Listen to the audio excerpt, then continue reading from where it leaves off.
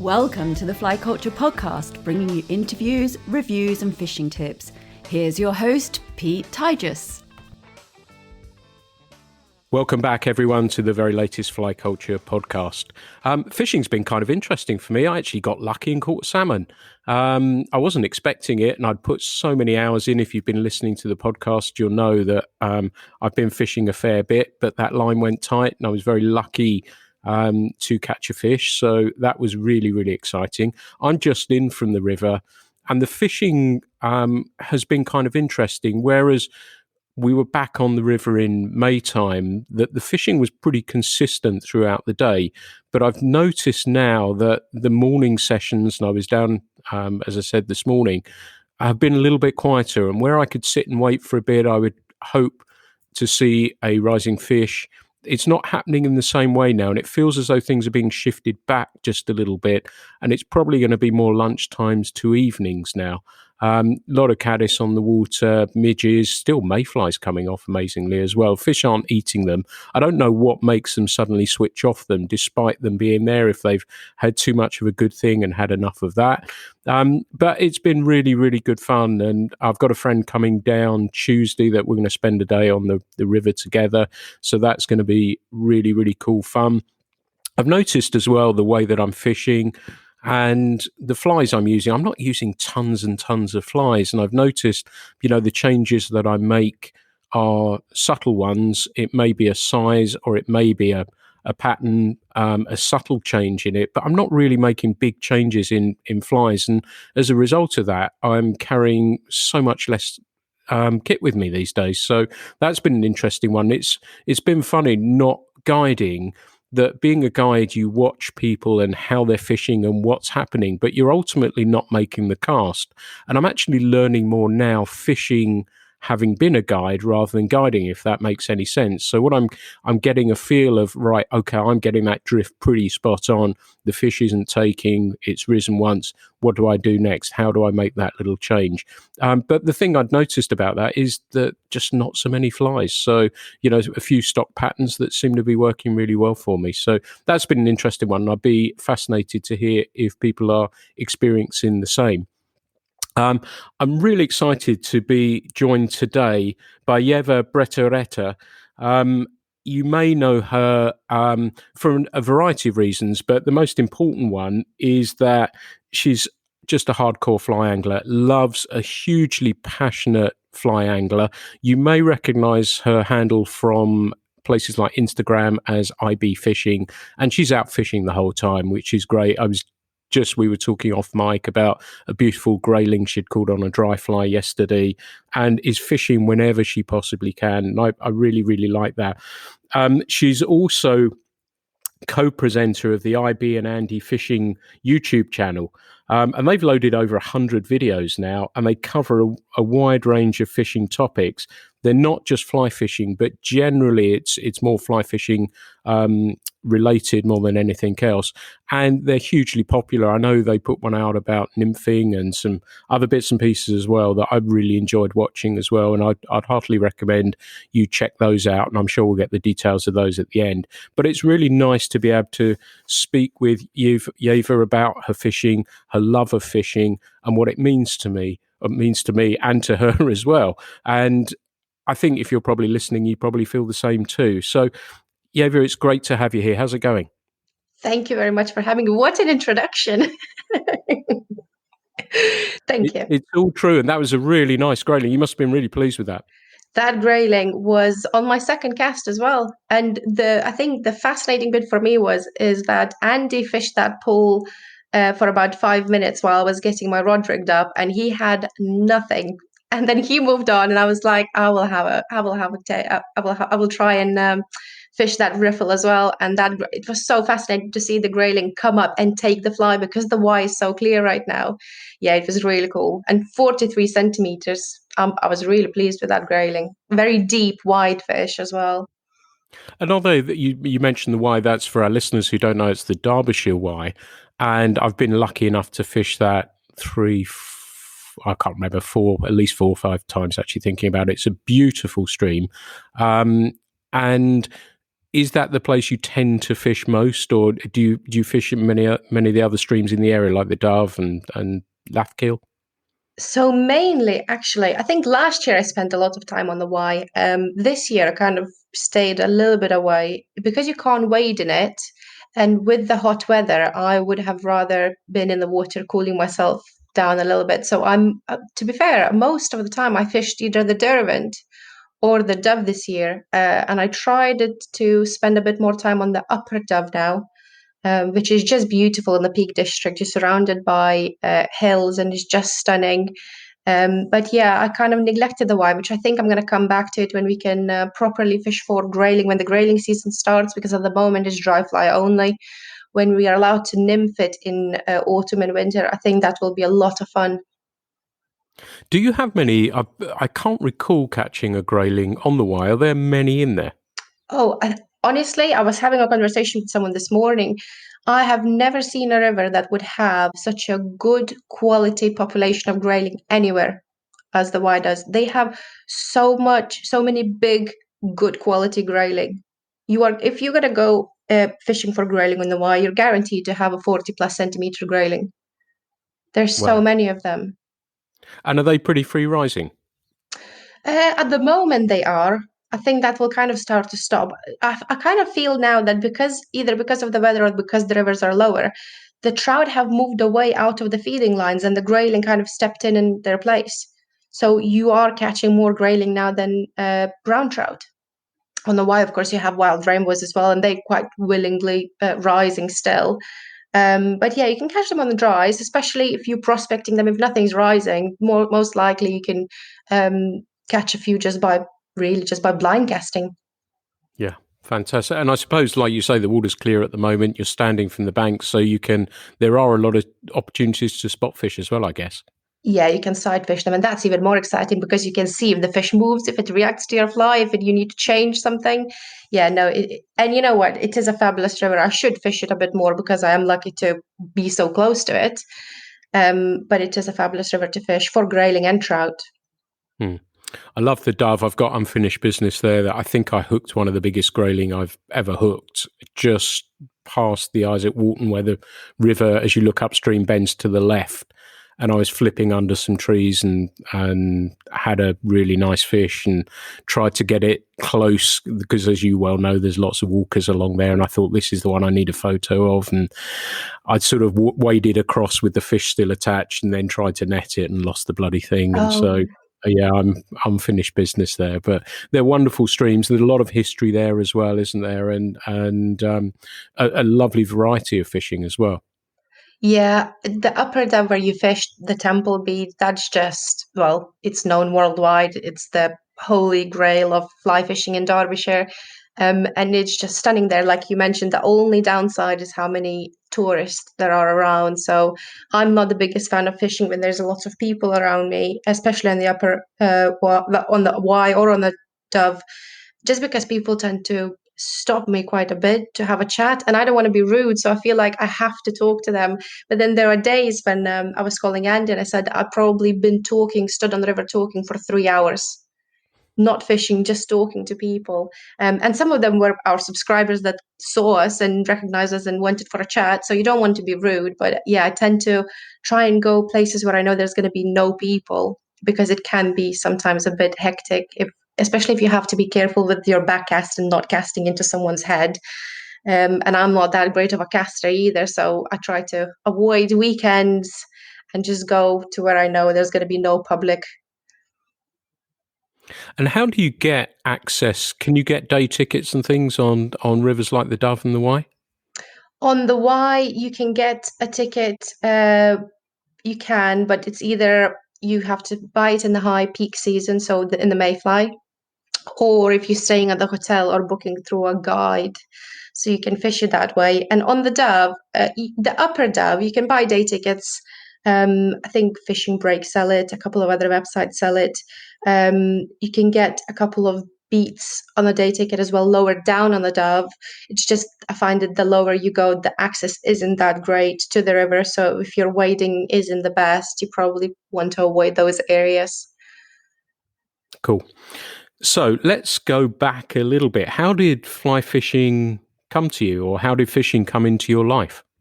I blame Andy on all of this. So my partner Andy, he is a fishing guide. When we first kind of started dating and going out over 5 years ago, he kept a lot of his time, not for me, but for going out and doing a lot of fishing on the Dove or on his local gravel pits. And you had him on the podcast earlier, and I think he said that he kind of gave me an ultimatum. He's like, look, this is what I'm going to do. It's not going to change. You either deal with it or we call it quits now, because I am going to be going fishing. Um, and because I kind of fished a little bit back home, because my sister's boyfriend used to fish a lot, coarse fish, um, I was like, well, I really want to catch a pike. I want to catch a pike and I want to show off to my sister's boyfriend, to my whole family, because pike are cool. I want that. And he was like, yeah, no problems. We can go fishing. And it was horrible. It was so horrible. We blanked probably 4 full-on weekends in winter. It was freezing cold, raining. It was not pleasant at all. And I just kept blanking and blanking. I don't know how I stick to it, but it was fascinating. I just really wanted a pike. And as soon as I hooked it and I landed it and I looked at it, I think I was like, well, now I want another pike. Now I want a perch. Now I want to learn this. And it kind of started from there. And once I started fly fishing, it just changed the whole thing for me. I was like, it's not that I want to go, like, I want to learn how to do this. I could do this really well. And it's just taken off from there. That's a great story, isn't it? And it's a fascinating one. As Ieva mentioned, that her partner is Andy Buckley, who's been a guest on here and a great guide and all round good guy as well.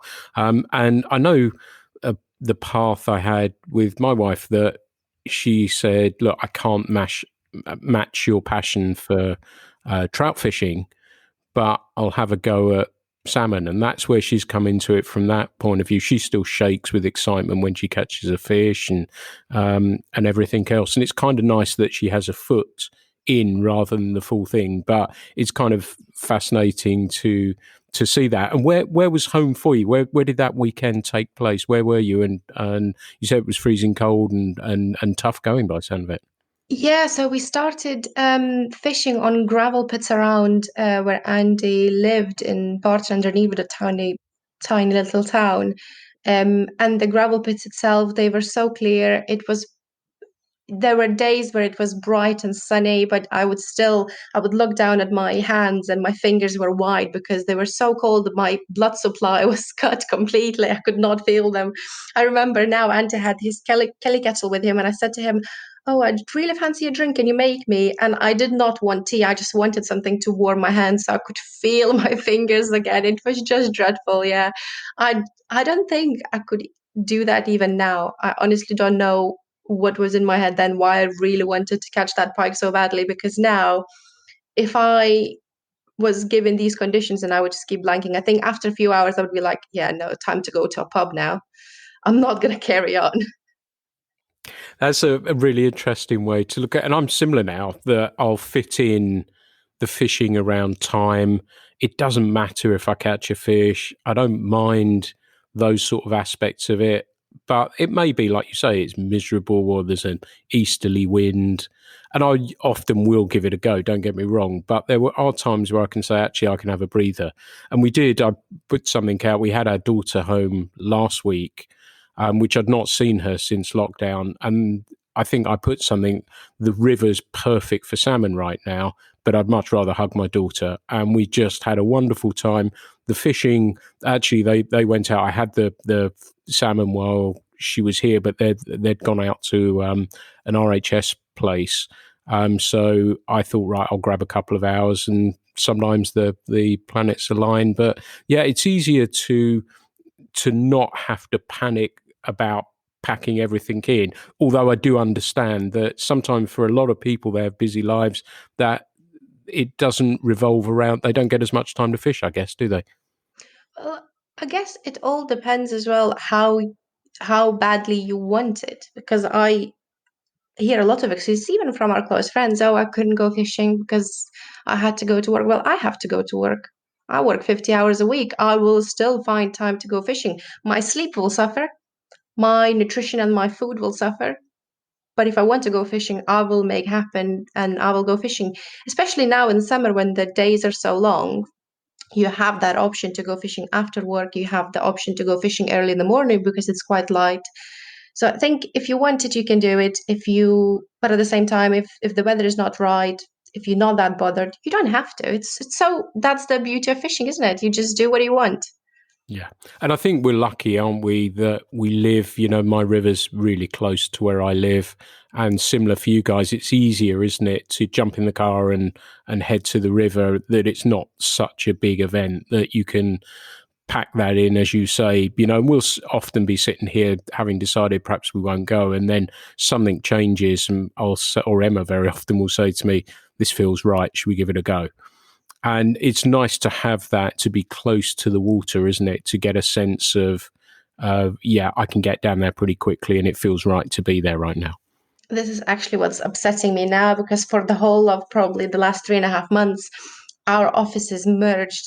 Because I usually work from Nottingham, so I'm quite far away from my local rivers. It's about an hour and 20-minute drive. But for those 3.5 months, I was working from Derby office. So I was literally 20 minutes and I'm home. I can pack my car, go straight to the rivers. And that was really great. But now I'm back in Nottingham. I'm like, oh, it's an hour taken out of my fishing time. It's really depressing, because I was loving the fact that we have a river so close to us, and 25 minutes after you finish work, I can be in the river casting a fly out. But we are blessed to have so much water around us.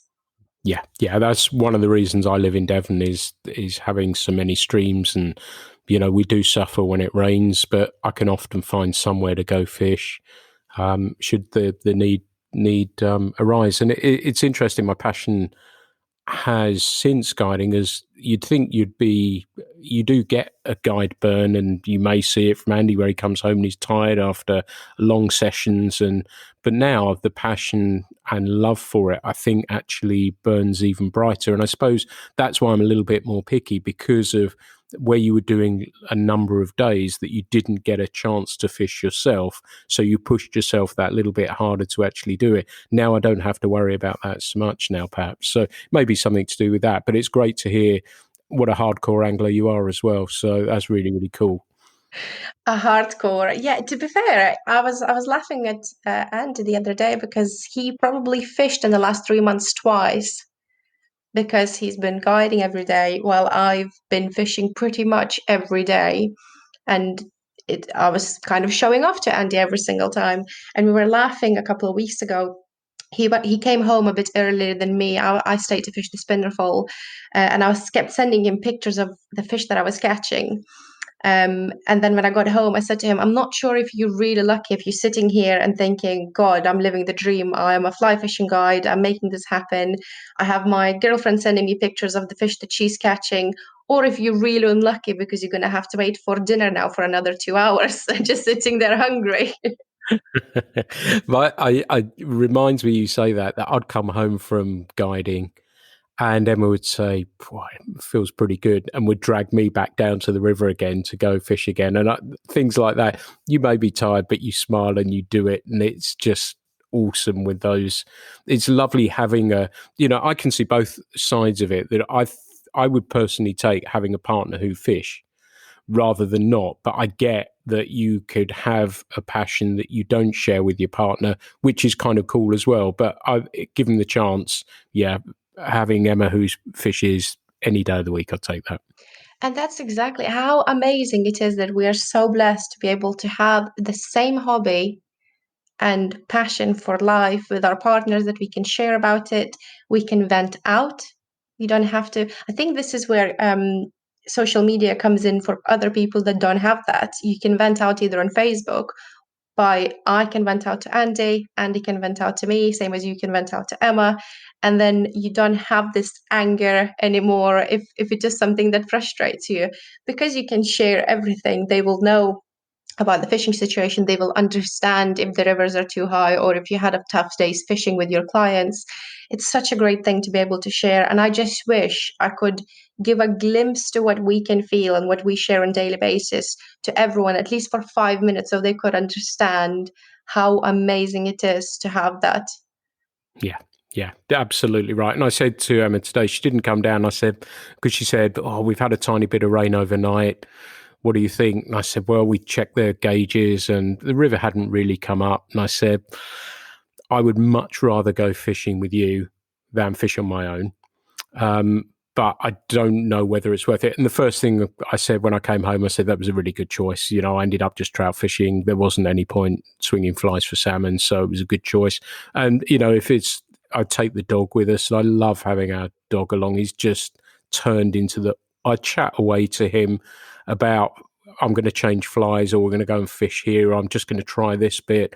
And that's really cool as well in a different sort of way. But he kind of gets it as well and wades along. And he felt this morning it wasn't happening, and there was a bit where he has to wade across the river, and he just didn't fancy it. And he knew I was going to get skunked in there, and he was exactly right as well. But let's take you to the fly fishing aspect of it. So you were pike fishing. Was your first fish on a fly a pike, or was it trout, or how did that come about? So the first fly caught fish was the tiniest little grayling on a nymph as well. And I have a picture somewhere as well of it. And I was holding it in my hand, and it was that big. It was the tiniest little fish. And I remember just Andy said to me, "Oh, smell it! Don't forget to smell it. They smell very interestingly." And I smelled it, and I was like, "Oh my god, why does it smell like a cucumber?" To me, it was just like a cucumber, not thyme or anything. Yeah, and that was really cool. And then the second fish that I had on the same day was probably like a 38, 39 centimeter grayling. So I went from a little grayling to a big grayling. I think we nymphed the whole day, and I found it fascinating, because you have to imagine what the tiny little nymphs are doing under the water when you can't see them. But it was probably 3 visits afterwards when we tried the dry fly. And that's when kind of everything changed for me and was just fascinating. And I started to really love to cast. Even if there was nothing rising, I just wanted to cast the fly rod. That was the ultimate goal for me. But I remember I wasn't a great caster. I'm still not. Andy kind of tried to tempt me and said, we need to go outside on the field, out of the river, so I could teach you how to cast. And I was convinced for about 3 weeks that the only way where I can try and learn how to cast a fly rod is going to be in the water. I was not having any of it. I should listen to him. I'm sure he fished for many years, and it's kind of his job to teach people how to do this. I was not having it. I was like, no, I'm gonna learn how to cast this rod on the river. And he's like, yeah, but you're trashing the water to a foam, and you're nowhere near the fish. So I think it took him about 3 weeks to convince me to go on the field and actually try and learn how to cast the dry fly rod. And afterwards, there was just no stopping. We went every evening over and over again until I managed to hook a fish after a fish after a fish. And to be fair, I think since then, I was kind of always really good at hitting my takes. I don't know why. It's very rare I miss a fish on a dry fly take, even grayling. I'm kind of good, very good. And I kept saying to Andy, this is just because I learned how to fly cast on the water and not on the grass. Do you think that was the tipping point then for you? The moment where you was that dry fly fishing the moment for you realised this was for me, or did you, the moment you caught that first grayling on a nymph, where was the point where you thought, actually, this is for me? I get this now. So I always liked going fishing. Would that be for pike or bait fishing or fly fishing or anything? But I don't think I was truly obsessed with it until I realized that I'm actually good at this. That I started going out fishing on my own, and I now had to figure out the things on my own, what flies I need to use, what flies the fish are taking, the rise form of the fish, how are they rising, how I need to make that cast, where do I need to position myself, until I started getting out there on my own and doing it and realizing that actually I am good at this. It's not Andy telling me what to do. Like, I can fish and I can do this. And I can go to a new river on my own and I can figure it out and I will catch fish and I will have an amazing time. And that's when it became like a true obsession for me. And I realized that I actually really like this and I want to do this more and more and more, to the point where it became a problem. I will be sitting at work and thinking, I bet there's trout rising on the wire right now. Like, why am I here? I need to book a holiday. I need to do this. And I think it was just the challenge, the mental challenge for me of figuring out how to trick the fish into taking the flies, that truly made me obsessed with fishing and going fishing and trying to catch them. That's really interesting, and it's lovely to hear that passion, and for somebody to talk about in depth about rice forms and stuff. It's quite clear you know your stuff really, really well, and that's awesome to hear as well. And it's interesting, isn't it, that the life, like you say, thinking about it. And I often describe fishing to some people, it's something they do. And it might be alongside playing a piano, riding a bike, whatever. To some of us, it's everything, isn't it? And it's all encompassing, and your life revolves around it. The friendships you have revolve around fishermen as well, or anglers generally, that you're talking to people about hatches, you're talking about fishing. And that's one of the interesting things, and I'm sure we'll probably come on social media, that you get a sense of people feel like I do. And, when I started, there wasn't any of this. So you didn't really know about stuff. And now it's really cool to be able to connect with people and they feel exactly like I do. And, you talking about the rise forms, and, I remember learning about those and sussing those out and then moving on from there. And it becomes all encompassing. And even still, to me, it's all encompassing and interesting. And I think that's the fascinating thing about fishing, like you said at the beginning of the podcast, that for some reason there is not much happening in the day, in the mornings. There's not many fish rising, and I think the whole thing while we love fishing so much is that it can change so quickly and you have to keep learning and figuring it out. You only need one big flood and all the river beds are going to be changed. The fish are going to be moving to different locations to feed, and you have to work everything out all over again. And it's that mental challenge that keeps you going for more, to figuring out. I don't know if it's factually true or not, but it almost feels like you would get a dose of endorphins that you want to go back and do. It's almost like eating chocolate or working out. Like, you just become so happy when you do figure it out, and it's so rewarding that you're always going to want more and more and more. So to the point where it becomes too easy, you want a new challenge. You want to learn something else. You want to go and explore a different river, or you perhaps will have been nymphing for quite a long time and then you're going to try and do the dry fly. Perhaps you will try a more tricky stream where it's really overgrown and quite tough to fish.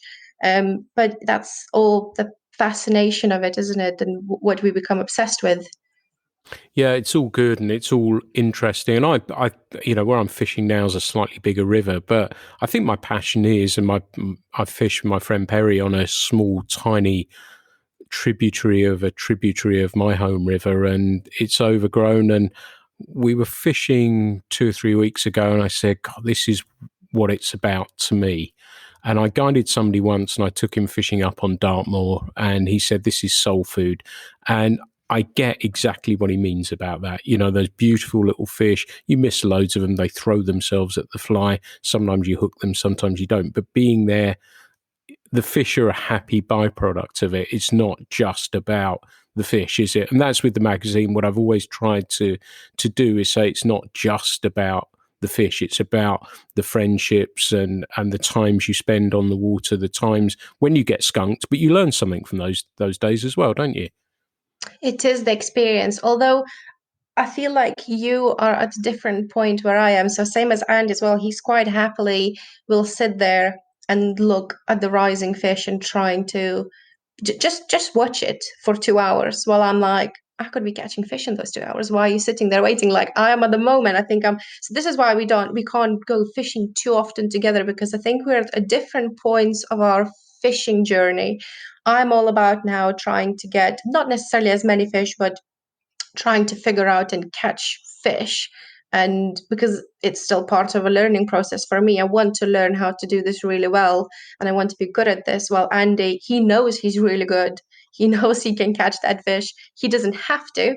Sometimes he doesn't even want to. He's quite happily just will sit there and watch that fish feed while I'm like, no, I want to catch it. I want to catch it now. Why are you just sitting there? But I'm sure I will come to that point as well at some point. But obviously, it's not, like I said, it's not just about catching fish. I was sitting when I went fishing on the Upper Dove last week. I caught this fish. I put it back, and I looked around me, and there was no one there. And I just started giggling to myself out loud. I'm like, I'm in this beautiful countryside. I am so blessed to be here. It's stunning. It's a beautiful sunset. I've just got this beautiful wild brownie. Life could not be any better. And it's just about those moments where you realize how lucky you are. Yeah, I suppose it's really interesting. I was thinking about what you said about wanting to catch the fish and stuff like that. And I guess, like you say, experience and the amount of time that you've been doing it. And part of it, I guess, and you're not new to it now, but, as a newcomer, part of that catching those fish is a proof that you're doing something right, isn't it, I guess? Yeah, absolutely. So at the moment, I just want to not necessarily, again, catch as many fish, but perhaps catch fish to the point where I know that the technique I'm doing is working, the fly that I've matched is working, that I'm doing something right, just to validate me, especially if I'm on new water. Well, Andy will go, well, let's just walk along the river and see how many fish. I'm like, no, we could walk and catch fish at the same time. So it's very different. But yeah, I'm definitely at the moment in my fishing journey, I'm just all about trying to figure everything out and catch fish. Yeah, that's pretty cool. That is really, really cool. What advice then, if there's somebody listening to this, and I know somebody wrote something on one of the reviews of the podcast the other day and said, I'm really new to it, but I'm really enjoying learning a little bit about fly fishing.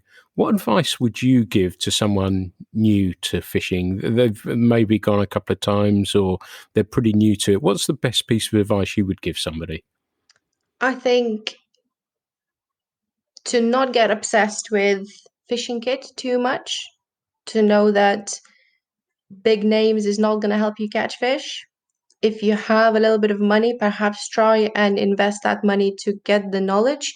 If you can't get anyone local to show you around, look if you can get a guide. And I'm going to sound so biased now, but try and see, perhaps spend a bit less money on the kit and invest a little bit more into your casting, into reading the waters, reading the flies, what flies you're going to need to use, because that will essentially help you and kind of skip you through the pain and tears of trying to learn that yourself. It might take you years to figure that out. And a day with a fishing guide will teach you all of that on your local water, where you can go back and just copy what he told you before and just do that. So, yeah, I think my advice to everyone would be to try not to be too obsessed with kid. £1,000 rod is not going to help you catch fish as much as knowing what flies you need to use and how to cast that fly out to the fish and how to present that fly accurately without awful drag like I do. I can't disagree with that. And I think get the basics right, isn't it? And if you can get those basics right and concentrate on those, and I know on the podcast I did the other day, is just practice a little bit as well, and not great long sessions of casting for 5 hours in a field or a park or on the river in your case as well, but short sessions, and be used to using a fly rod and getting used to that. And yeah, I can't disagree with that. So, as somebody who's been around fishing a little while now, how does it look to you? How does fishing feel to you right now? I think fishing in general is dying slowly. Fly fishing, especially, it's terrifying. I don't know what the future is going to be for fly fishing. The average age of fly fishermen, at least the people that I meet, is probably between 55 and 65-year-old, and that's the average. I rarely ever meet people my own age on the river. Like, I can't think of the last time I did, to be honest. Um, So what's going to happen in the next 20 years? We don't know. We definitely need to start recruiting more and more fly fishing people, younger people, to come and join. How to do that? No one really knows. We try and make fly fishing look as cool as possible, but it is worrying because I don't see that many people fly fishing that are my age or even in their 40s or 30s. It's more of the older generations that do it. But then when they're gone, what's going to happen? Who's going to replace them? And obviously, if there's not many people in fly fishing, there's going to be no money in the fly fishing industry. So no one's going to be investing more money in the fly fishing. So it's like a loop that we go, and it's hard to get out of it, really. How do you think fly fishing is at the moment? To me, I'm a bit more positive about it, and that's I'm not again, and we're going to weave this into it somewhere with the social media thing. I see younger people fishing. I think they are there. I've said previously that I think what we had was a spike in the 70s and 80s of the stillwater boom. So what we're actually seeing is a flattening of that spike where people had fished, where we'd had that big explosion, that those people are getting older and they may not be fishing so much now. So I think we're seeing a flattening of that spike. So there's always been those sorts of people there. It's interesting what you're saying, that you're not seeing so many younger people fishing. I guess like yourselves, I'm speaking to a lot of people. I took Dan Osman, who's a contributor to the magazine. He's written a couple of pieces, and I've podcasted with him actually.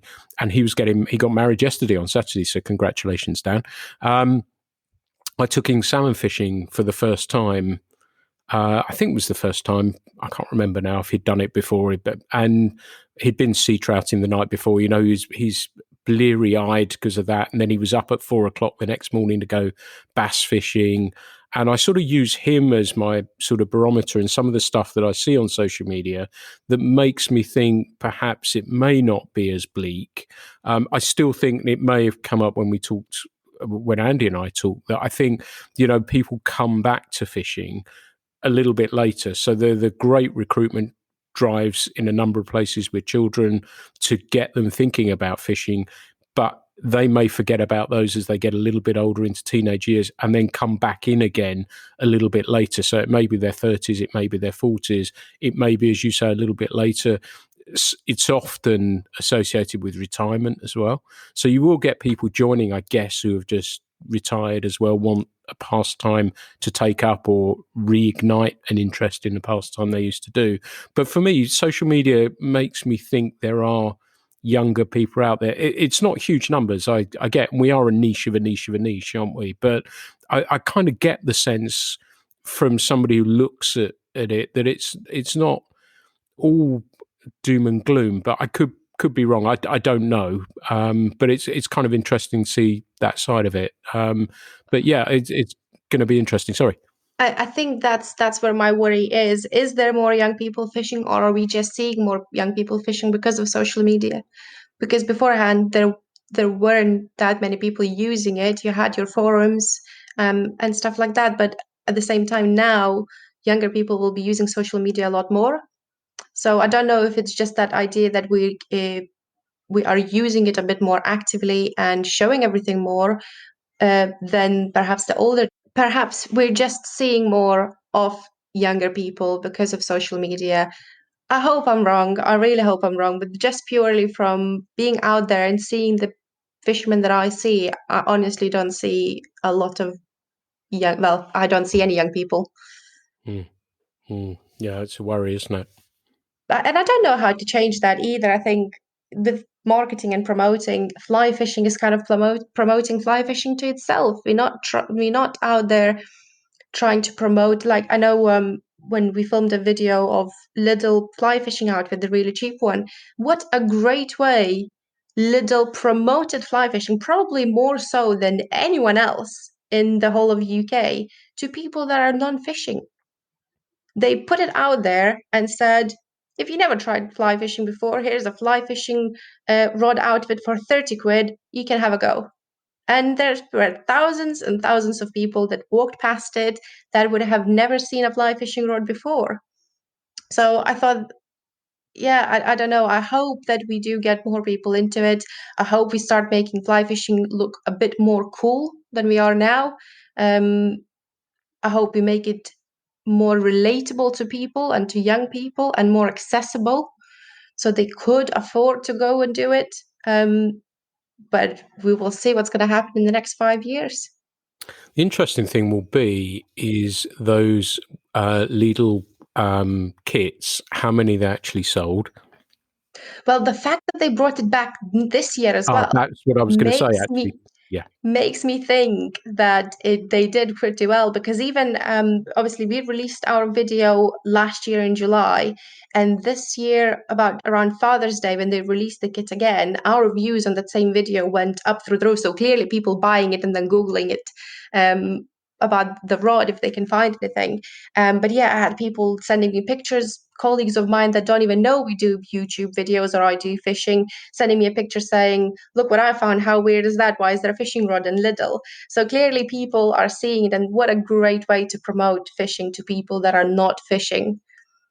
And while we're talking about that, it's a really interesting point, because when I was younger, you could go to Woolworths and you could buy a fly rod in a similar way. And it's much harder to do that now. And perhaps, like you say, seeing those sort of situations in those stores, that stores like that get behind a pastime, that will bring people in that way, because it has to be in a much bigger, wider sphere to bring people in, doesn't it? Yeah, Rather and than it us gone. making things like this or YouTube videos and stuff. And they obviously help, and they help educate people, and hopefully they entertain, and people find it interesting. But you've still got to reach the wider population to engage them, haven't you? Absolutely. And same as with our videos, no one who's fishing is going to be YouTubing and trying to find fly fishing UK. It's just a very specific niche, isn't it? So it's only people that are fishing that are going to be looking for it. While with something like that little outfit, it put in front of so many people that have not fished before, which is just amazing. Yeah. Yeah. And so while we're talking about the participation, let's look at it from a female perspective as well. And do you think there's more ladies fishing? Are you aware of them fishing a little bit more? I know we've got the Orvis 50/50 thing is 6 years old now, apparently. Do you think that has captured more female anglers?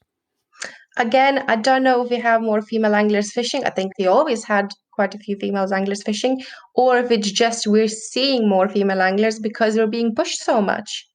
We are making this pedestal for females so they would be promoted everywhere on social media, which is not a bad thing, not the best thing. But it is what it is.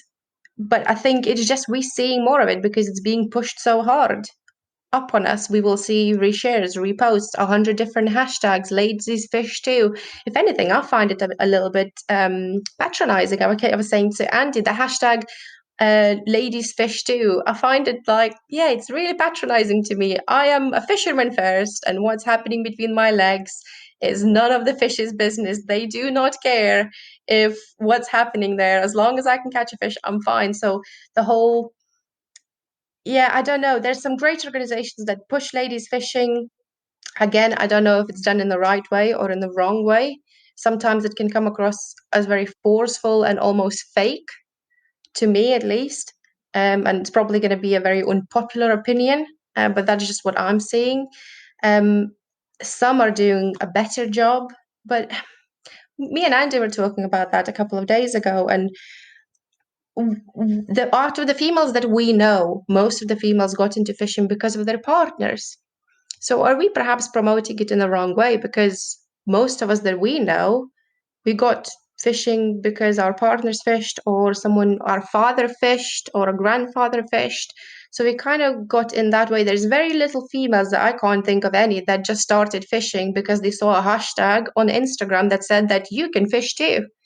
Mm, that's really interesting. Do you think America's ahead of that curve with ladies fishing who are taking it up because they want to do it? I don't know. I think fly fishing in America is just more popular in general. Fishing in America is a lot more popular in general than it is in the UK. But again, I personally don't need a hashtag or a slogan to tell me that I can go fishing. I can just go out and fish. It's funny with social media because you will see a lot of female empowering posts and saying you can go out and you can do this, while it's with a selfie in the living room and 100 hashtags, and you think to yourself, why can't it be with you holding a fish in the river, actually going out there and doing it, and that way promoting it to show people how cool it is by actually doing it. Yeah, it's really interesting because I think of the American side of things and people like April Vokey, who has spearheaded, and she can walk the walk and talk the talk. She's been a fishing guide, and like you say, there's no empowerment there. She does it because that's what she does, and it's kind of interesting to see that aspect of it as well. And talking to yourself, it's quite clear fishing, you understand fishing and how to do it, and it will be really interesting to find a way to bring not just ladies into it, but people generally into it in a wider sense, wouldn't it? And that's the conundrum, I guess. We've come back round again, haven't we, to that, to bring people into it and to reach that wider population. With April Vokey, absolutely spot on with that. She is just the top. She's the most respected female. She's one of the most respected female anglers in the whole world. And she did it. She's still doing it. She's skilling it. Did she need a hashtag to tell her that she can go and do it? No. She is still doing it, and there's other ladies that are doing it as well. But if you look at social media, you will see a lot of sex being sold through females. I don't know if it sells or not, but you will see a lot of females who are fishing in bikinis somewhere, fishing for whatever they are fishing, while there's branding everywhere across, and or holding a particular beer to promote it. So I don't know if it works, but it's I don't think it's giving a very positive image to young girls that would want to go fishing. So perhaps this whole pushing should be looked at a different way. But like you said, I think we should be focusing on getting everyone into fishing, not just getting the females. Everyone needs to be fishing. Everyone, more of everything should be out there trying to fish, whatever it might be. And then if they do decide to come fly fishing, even better for us. Yeah, it's really interesting. I think where you touched on the bikini anglers as well, and I guess the situations where it's warm where people want to do that, but it can be manipulated perhaps in a certain way. And do you think that's driven more by business rather than a passion for their pastime, so that they can earn money, as you say, by holding a particular beer, by using a rod or whatever it may be? Do you think that's motivated in the wrong, or not the wrong way, in a different way? 100%. And when I do see accounts like that, and Facebook or Instagram accounts when there's more selfies or bikini pictures on the beach with still hashtags fishing, and I'm like, sorry, where's the fishing here? All I'm seeing is you laying next to a pool. Is the question is, do you like fishing, or do you like the attention and the money you get from fishing? So there's two different things. Why are you fishing? Are you fishing for the sake of the attention and the potential of earning money from it, or are you fishing because you actually want to do this? Because if you take the Instagram account from it, or the Facebook account, and all these likes and all the attention you will get, would you still be doing it or not? That's an interesting point. And I guess some of these things like YouTube, and I don't know how it all works, but I suspect it runs on views. And so perhaps you may be using other means to try and get views, I guess. Yeah, just clickbaiting, really. Clickbaiting and trying to see with views. Actually, coming back to the whole 50-50 on the water and how many females we fish. I've checked it recently, how many female or male anglers are watching our YouTube videos. So in the last year, out of 500 million views, there was 98.1% male.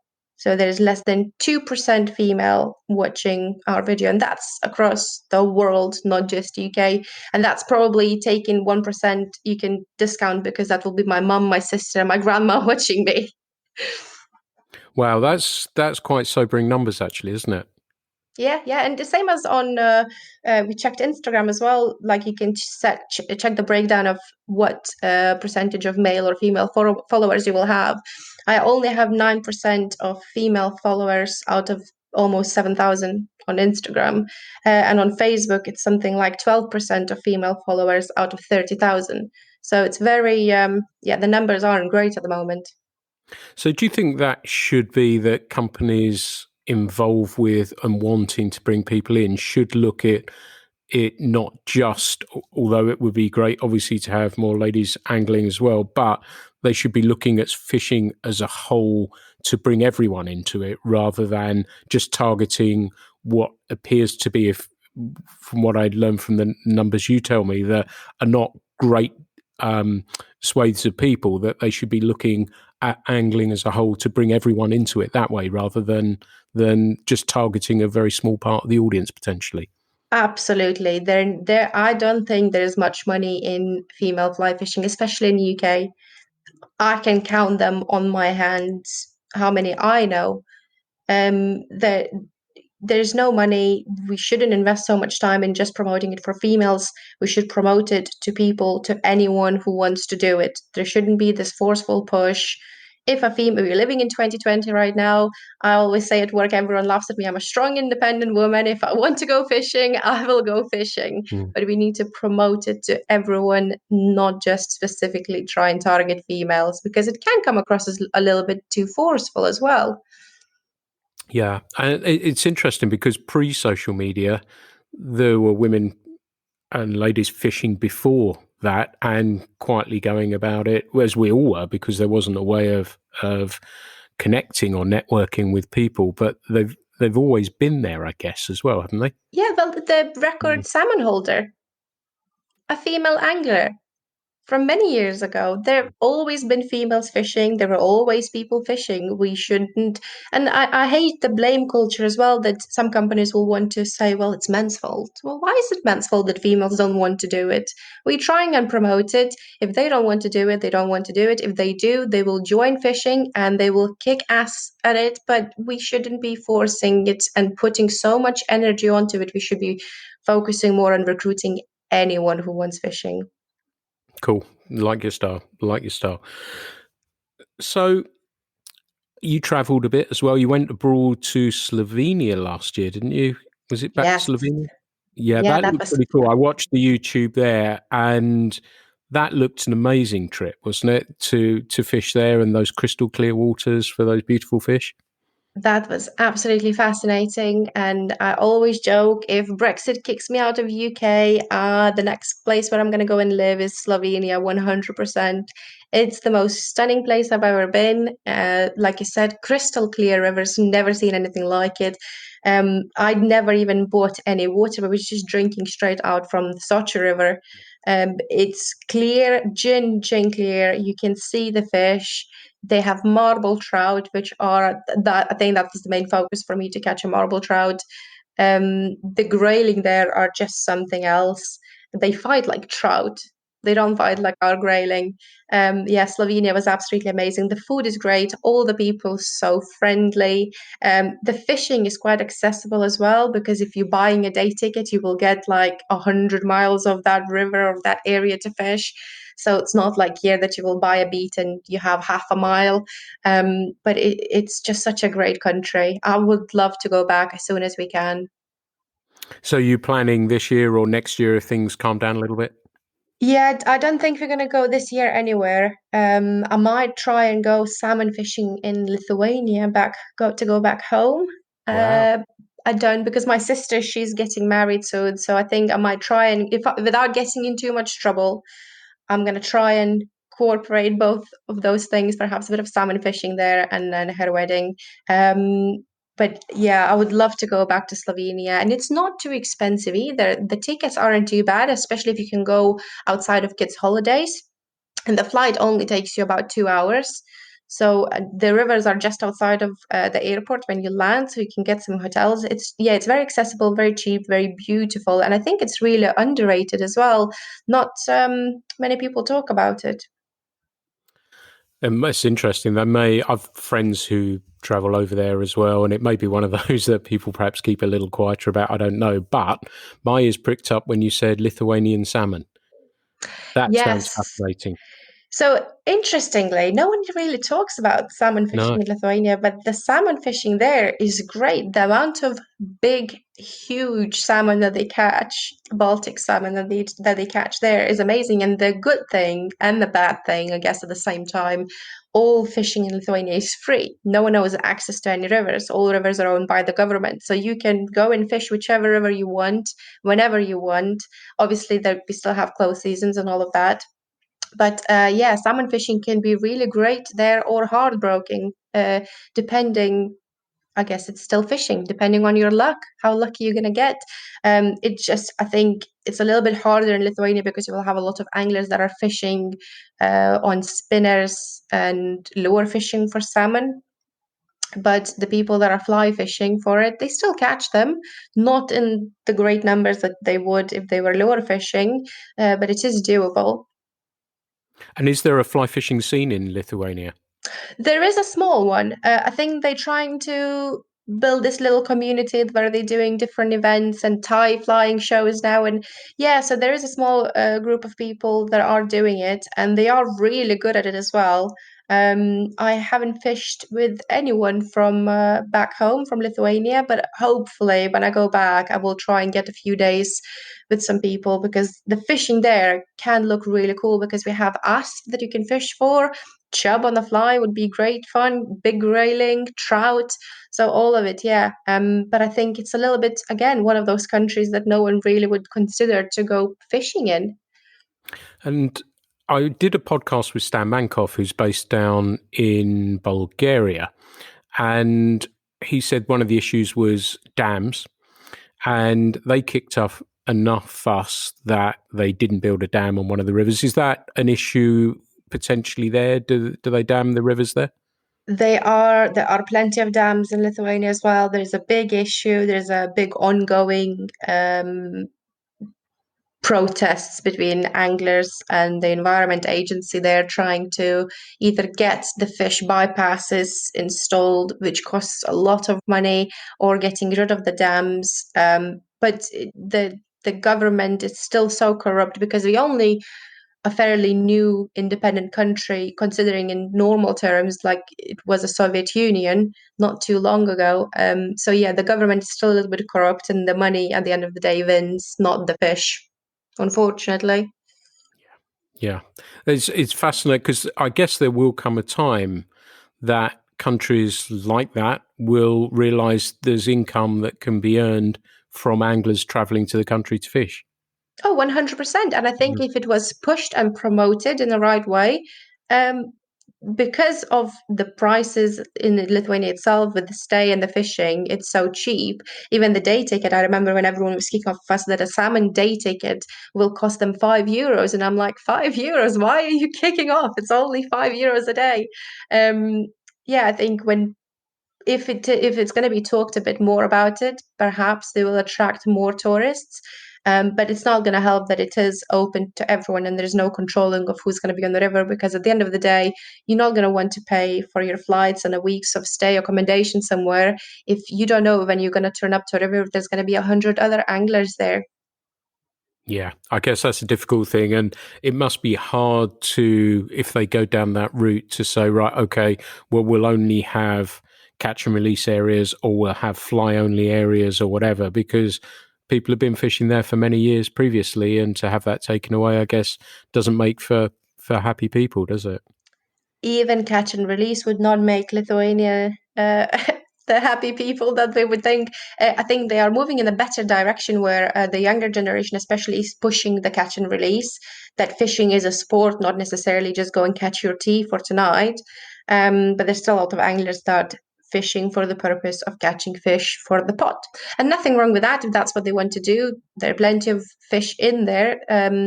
But I think Lithuania at the moment is just suffering with so you can fish commercial fishing in inland waters, so the lakes, the rivers. You can net the fish for the sake of selling them, which is a great shame because the stock is going to obviously deplete every single year.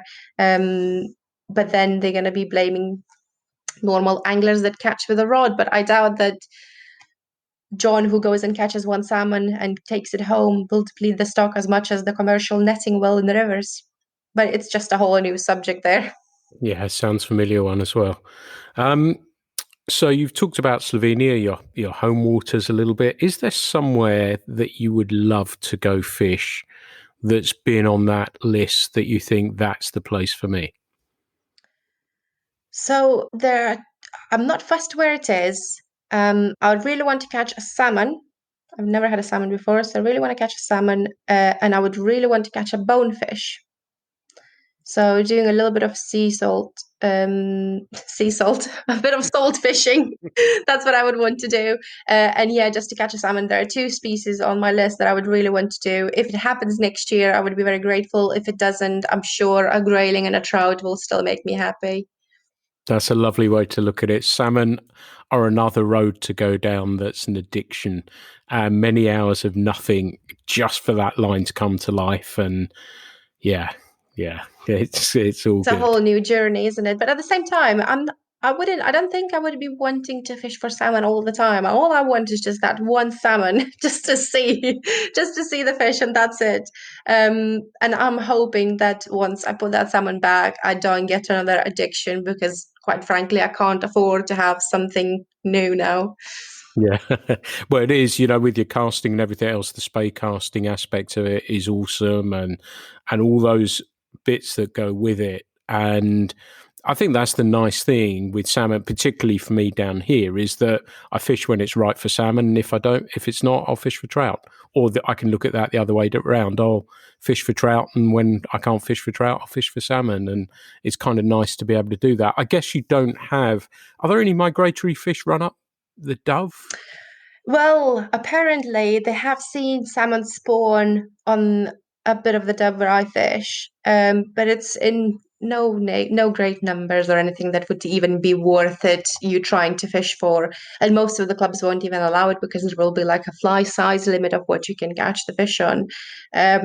So yeah, but we're just not living in a great area for salmon fishing, to be honest. But I wouldn't mind driving even to somewhere for a week's fishing just to try and catch one. I just think um, Andy's not too keen yet, but I need to learn how to spey cast before I go. So hoping that's the plan for next year and it's going to happen. If it doesn't, I'm going to blame Andy for it. It is just awesome. So yeah, I hope you get that spey casting bug because it is. And we had, as you know, Danny Murray on here who's so passionate about it. And the spey, for me is a place I've never fished that I'd love to fish one time. And I think she's painted a beautiful picture of it and a wonderful, association waters in places like that are available for a number of pocket ranges as well, which is great to have. But to say I've spey cast on the spey is a dream that I'm hoping may come true one day. I've driven over it a few times and pulled over and had a look, and it's everything I think it will be. So yeah, it'll be really exciting. But I guess I know the answer to this, but I may not. What do you prefer, dry fly or nymph? Dry fly, I will say dry fly, but I do really like my nymph fishing. My Euro nymphing, I would never be able to live without it. But yeah, if it came to like one choice, it would be a dry fly. I think it was interesting what you said about that earlier about the cast, the drift. I think that's why. No, you're a nymph, but I will just to get that drift, to make that nice cast. All those elements of it are an added bonus, aren't they? And what make to me fly fishing what it is. I think that's the casting aspect of it for me is what really is fascinating as well. But you see, that's what I find fascinating with nymphing as well, especially that you can't see like every single cast that I will make. If I'm Euro nymphing, I have to imagine how I need to make these flies, like how the flies are going to be drifting in the water where I can't see them, so they would look natural. with a dry fly, at least I can see if the cast lands correctly, if it's in the puddle, if it's drifting right, if I'm having a massive drag issue or a micro drag or whatever it might be. Well, if you're at the bottom of the river, you can't see anything. So you have to keep imagining in your head what's actually happening down there. And because you can't see and it's not really visual, I don't know, it's just something about it. I honestly, I could not pick between those two. I would not live without nymphs or dry flies. Cool. Tell me about well, I know about it, but if people don't know about your YouTube channel and how that came about with Andy.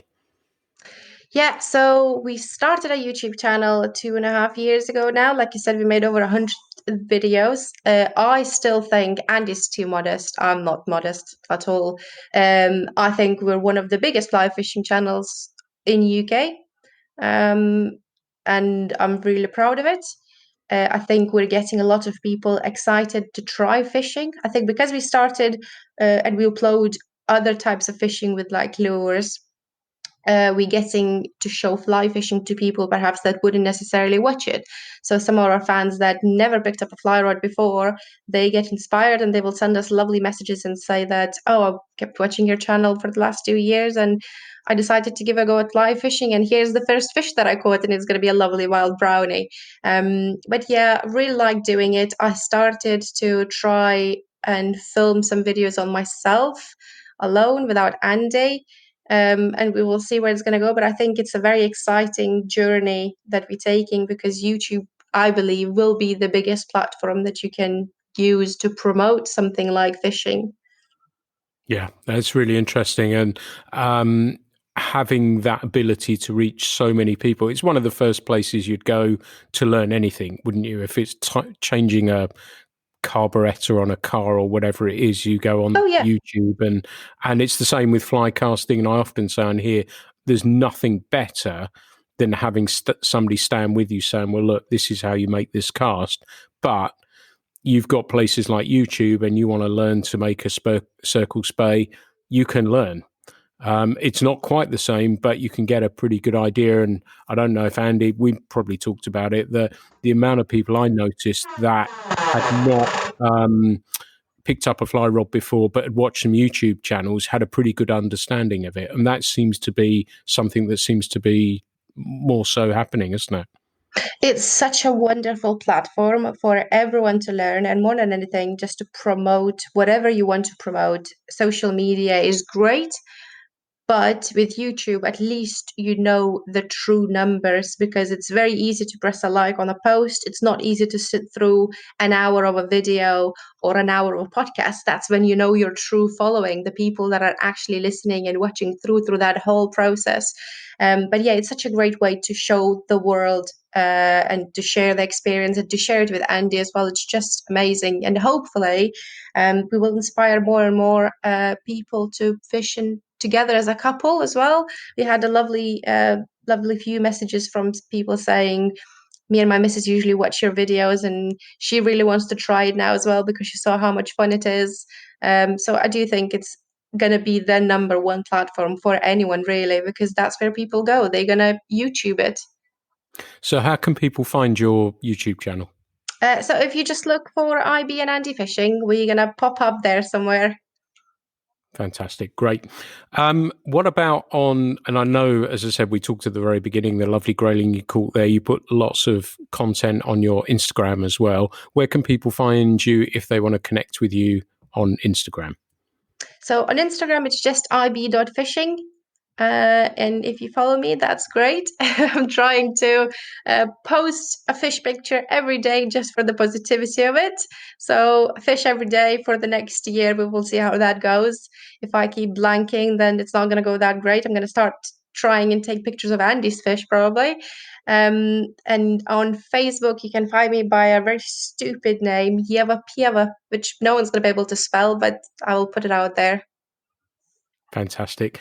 Well, it's been great to speak to you. It's been fascinating getting an honest and open feel for fishing from another perspective.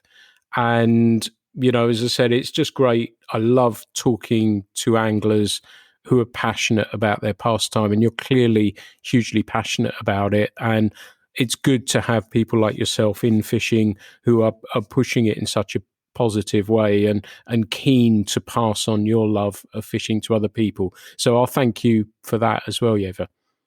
No, thank you very much. You know what? You are the first person out of the whole of fly fishing industry or fishing industry to like actually ask me to do something and acknowledge it. So this is like a special day for me to actually be involved and to do something really cool. So thank you very, very much.